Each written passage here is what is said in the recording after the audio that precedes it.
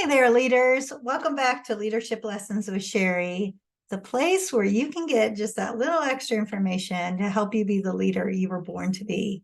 We are already on week 20. Can you believe that? And hopefully you've been getting a little bit of information each week that can help you on your leadership journey. But clearly, if there's something you would really like more information about or want me to talk about specifically, reach out to me. You can send me an email at sherrydixonconsulting@gmail.com. You can reach me on my social media, Cheri Dixon Consulting, Facebook, Instagram, and Cheri Dixon on LinkedIn. All right, guys, this week I want to talk about a quote that I saw out in the world this past week during the Thanksgiving holiday break. And I thought, wow, that's so powerful. I feel like I need to have a conversation about it. So the quote went something like this: do what is easy and be average. Do what is hard and succeed. We all know that being the leader is not easy work, right? I was thinking about this as I was walking the other day, and after I saw the quote, I'm walking my dog and I was listening to a podcast, and the person said, I was in the corporate world and it was hard. And I thought, oh, I'll quit and I'll start a business. That'll be so much easier. I'll have all this extra time. I'll have all this extra money. And then she said, and then reality hit. And I think about that in my principal days. I remember thinking, and I had gotten pretty good at being a principal. I had done it for 16 years, right? So some things were pretty automatic. I already had systems, processes, and procedures in place that I knew worked. I had to tweak them a little bit each year, depending upon different situations happening in the world. But for the most part, the foundation was already laid. I was building my leadership skills continually each year over the 16 years. But by year 16, I basically, most situations, I kind of had some kind of experience that allowed me to be able to handle them in a successful way. And even working on climate and culture, of course, after the pandemic, that one became a little more challenging because we had a change in society, so to speak. But for the most part, understanding people and building relationships with people and knowing that our main goal as a leader is to empower our people to be trusted to do the work they know is the right work to take care of the client, then we know we can keep moving forward. So I think where it got hard for me is I started to get into a place, just being completely transparent, where I'm a mover and shaker. I like taking on challenges, learning new things. And I was feeling that I was giving all of this time and effort to the job, and I wasn't learning new things, so to speak. I wasn't challenged quite the same any longer. And I think I was getting into a rut.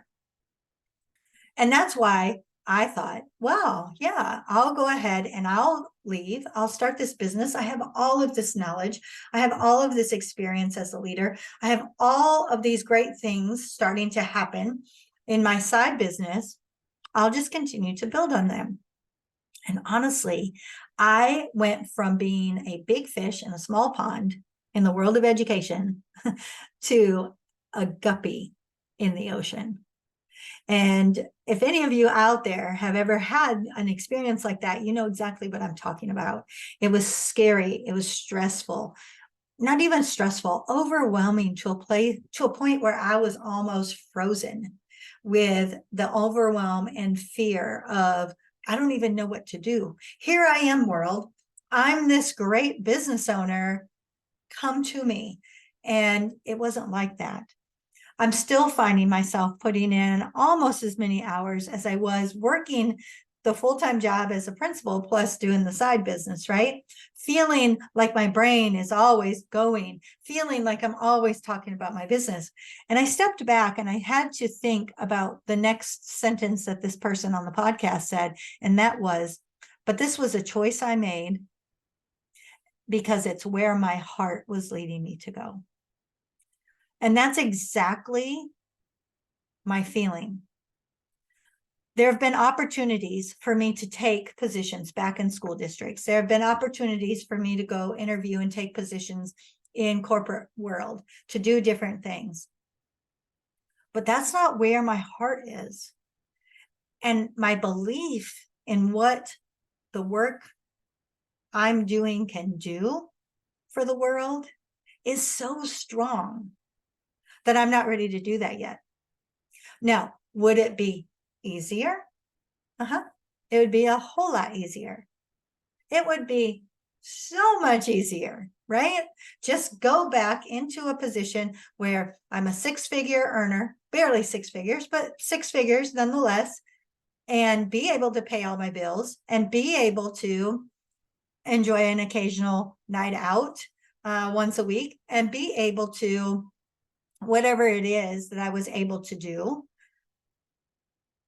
But knowing in my heart that that's not what was making me excited, I had to take that harder route. And I want you to think about this as a leader, because when you go into these positions, a lot of times we're feeling the high of the position, right? We're feeling very proud of ourselves. I remember when I got the first principal job, I remember exactly where I was, exactly what day and time it was, exactly what I was doing when I got the phone call, and exactly who I called immediately after to share the news. I remember everything I did for that next week to prepare myself, because I had to move into the position very quickly, to prepare myself to walk into that position and be my best. I remember exactly what I was wearing the first day I walked in. I remember exactly what my hair looked like. Probably even remember exactly what perfume I was wearing, because I was so proud of the work I had done to get to that place. I put my blood, sweat, and tears into that whole journey, going from deciding to be a teacher to actually becoming the leader of teachers. The excitement and the enthusiasm I had, along with that pride, made me say, I got this. And then the first challenge happened 15 minutes into the first day. And I started to say, wow, I don't know if I got this. And then challenge number 2 happened probably 10 minutes later. Now, I may be exaggerating a little bit, but I think you all understand. When we walk into the position, we're feeling really great about everything. We feel like we're going to be able to conquer the world. And then the actual world starts to happen, so to speak. And that's when we have to decide, are we going to take this route or this route? And this route over here, I see a lot of people get on this path because they think, okay, I'll do what is necessary and I'll be okay. And they stay complacent for a long time. They're right there. I almost call it like flying under the radar. They're right there. They're not doing big things, but they're not doing anything wrong. They're being average. Consistently average. Now, if that's the route you want to go, then, that's fine. You're not hurting anyone. You're not doing anybody wrong. But then there's this path over here, y'all. And this path, it's the path that has the lights, but it also has the hurdles. It's the path with the flags, but you have to climb the mountain to get to the flag. It's not the easy path. This one over here, smooth, right? You're just right there flying along. But this one, you got to climb. You got to jump. You might have to bury under something. There's going to be the blood, the sweat, the tears, the questions. I don't know if this is what I was meant for. I don't know the answer. I need to do better. It's the path that once you hit that next step up the ladder, you go, okay, I did it. It was hard, but look what I did. Let's take one more step. It will be hard, but I think I can do it. And you start to believe that you can do it. And then you start to see that your impact grows and grows and grows and grows with each step forward. And when you look back on your journey, you actually say to yourself, wow, I got through all of those really challenging times. And look where I am now. Look where my organization is now. Look at how many people were impacted because of the work I did. Now, here's the other path. Just level, moving along, not doing anything out of the ordinary. Maybe a little bit of tears, maybe a little bit of sweat, right? Because, the weather changes. Let's just go with that analogy. It's summer now and it's a little hot outside, especially if you're in Houston or in the South. But you're still just moving along a path. You're not disrupting. You're not causing harm. You're not doing anyone wrong. But you're also not growing. You're not doing big things. But it's comfortable. This path, boy, it's not comfortable.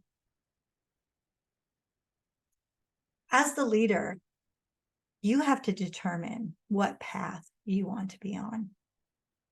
Nobody can decide that for you.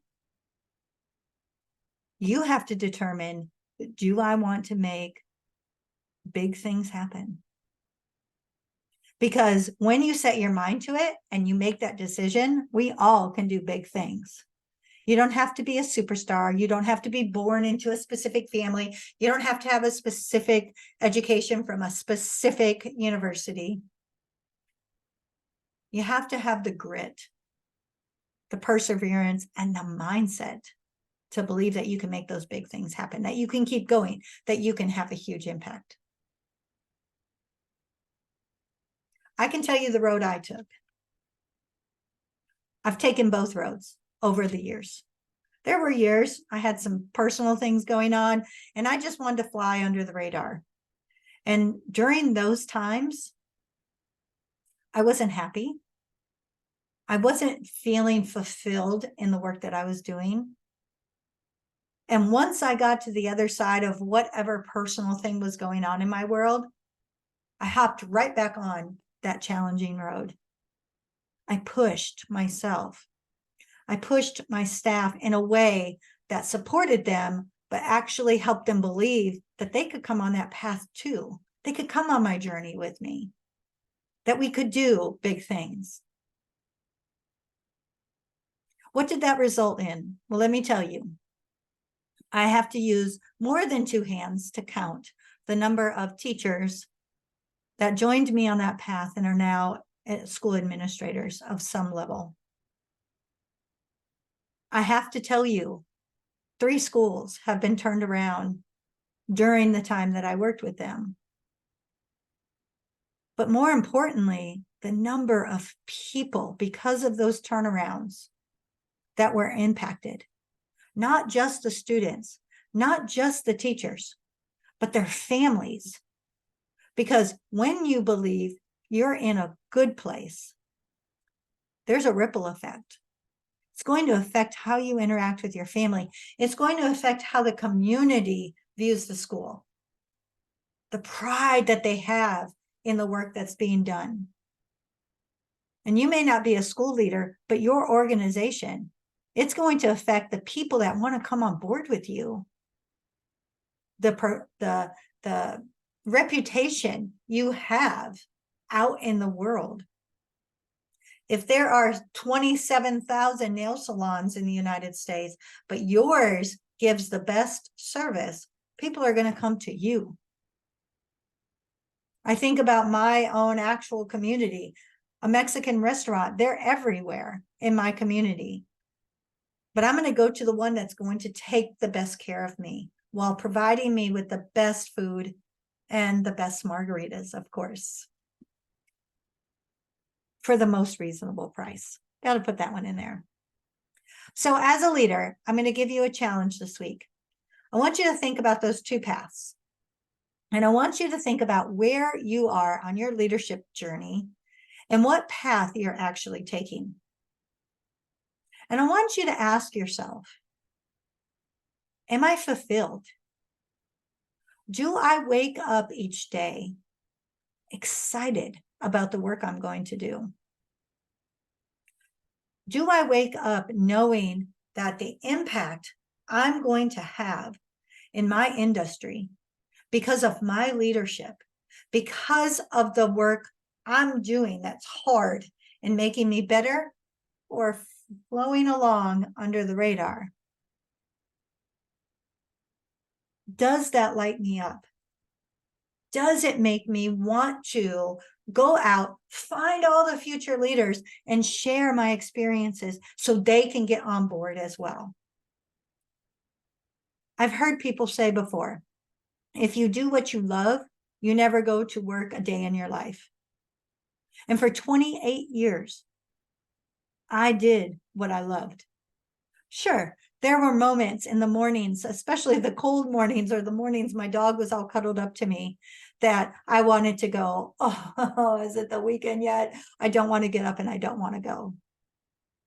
There were the days when my ex-husband was off work and my daughter was off school and I still had to go to the schoolhouse, and I thought, maybe I'll just call in today. But those were few and far between, because most days I woke up thinking, I get to go be at the school today. I get to go do my thing that's going to make a difference for someone else. And I think, honestly, it's probably what caused some of my burnout, because I didn't mind putting in those extra hours of work because I loved what I did. As leaders, we have a huge impact on our industry, on our people, on our communities, on our clients. I want you to be the best leader you can be, the one that you were born to be. You didn't get into this position by accident. You got here because of the hard work you did. You got here because the people around you saw the potential in you. Absolutely be proud of that. Take in that glory because you did it. You got to that level. But don't let that level be your final step. Push yourself. Challenge yourself. And I definitely encourage you, know when you need to take this road, but most importantly, try to stay on this road, continuing to grow, continuing to learn, and continuing to empower the people around you to do big things.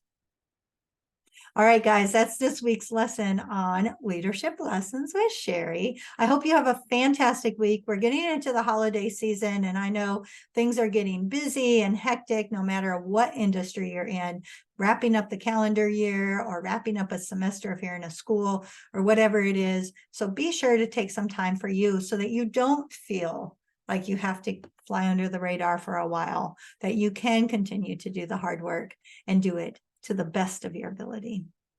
Have a great week, and I'll see you all next week right here on Leadership Lessons with Cheri.